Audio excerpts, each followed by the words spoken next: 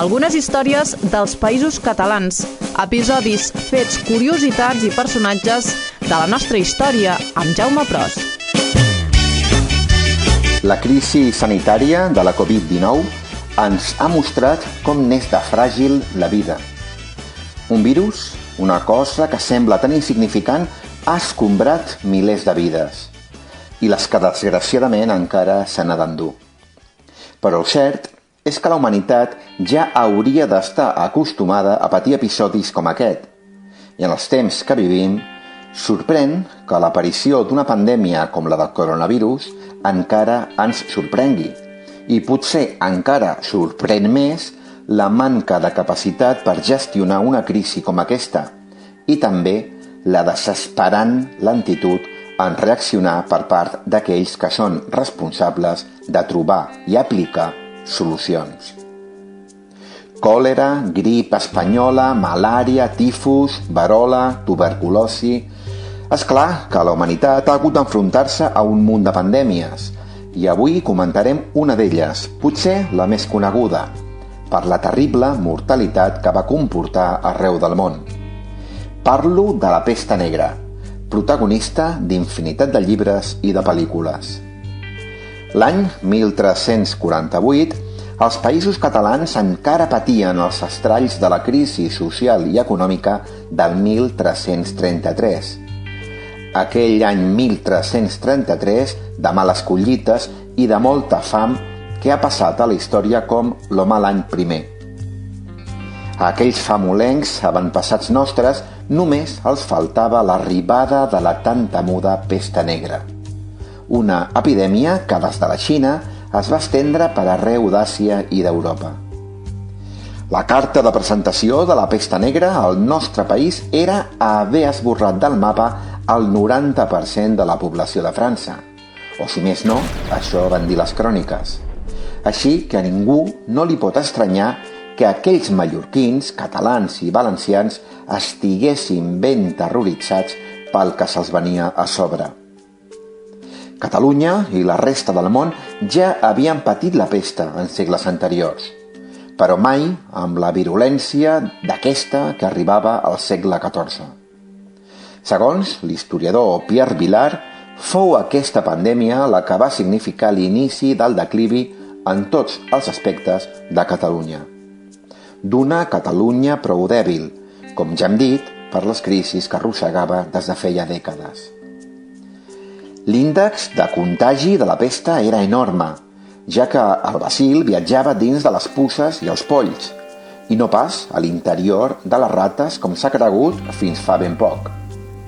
I sí, és clar que les rates tenien puces, però és que aquella gent de l'edat mitjana també hi anava ben servida, de puces i de polls, i de molts altres paràsits. La qüestió és que aquells homes i dones van intentar trobar una explicació a la pandèmia. Hi havia qui assegurava que tot plegat era a causa d'una conjunció astral dels planetes Mart, Júpiter i Saturn. Molts altres tenien claríssim que la pesta era un càstig diví pels pecats comesos. Les processons eren multitudinàries i van aparèixer nous moviments religiosos que es passaven el dia martiritzant el seu cos tot flagel·lant-se. Però quan aquella gent va veure que ni les pregàries, ni les herbes medicinals, ni la màgia, ni res de res feia cap efecte visible sobre la pesta, va situar els jueus, per variar, en el seu punt de mira. Acusats d'enverinar els pous d'aigua, es van fer autèntiques massacres en els barris jueus d'algunes ciutats, com per exemple Barcelona. Fins i tot, el rei Pere el Cerimoniós va haver d'intervenir personalment per ordenar a les autoritats de diversos pobles i ciutats mitjançant una ordre signada el 3 de maig de 1348 que elles serien les responsables del que li passés als jueus dels seus municipis. Un rei Pere que, encertadament, tampoc no va entendre mai aquesta obsessió amb uns jueus que morien de pesta exactament igual com morien els cristians.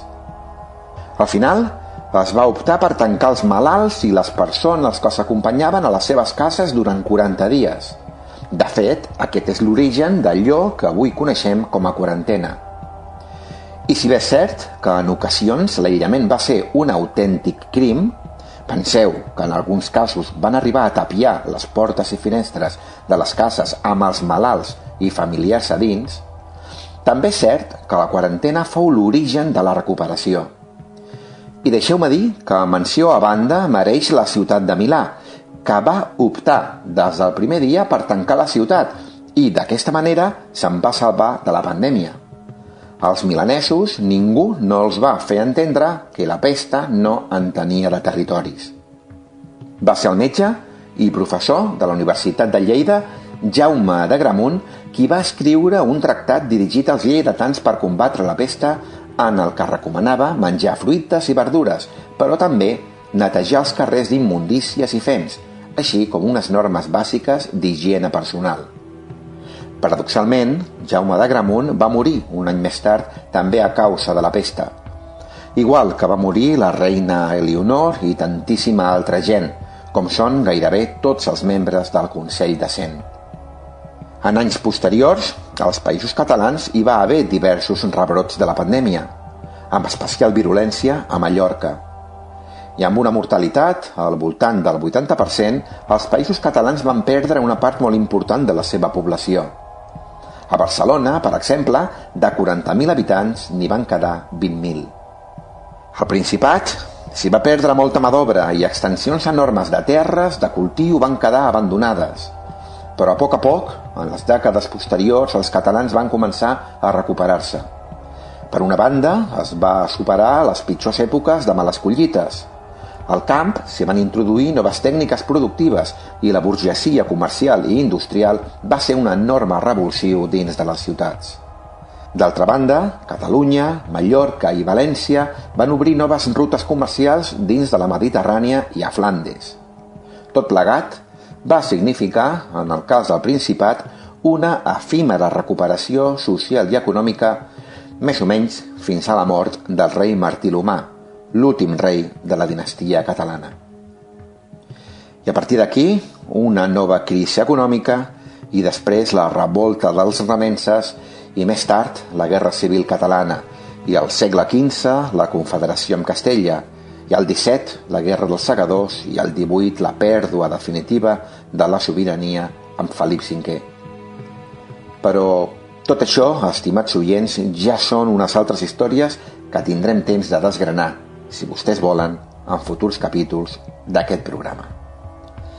Benvolguda audiència, ens retrobem ben aviat aquí amb una nova història dels Països Catalans. Que acabeu de passar un molt bon dia. Algunes històries dels Països Catalans, episodis, fets, curiositats i personatges de la nostra història amb Jaume Pros.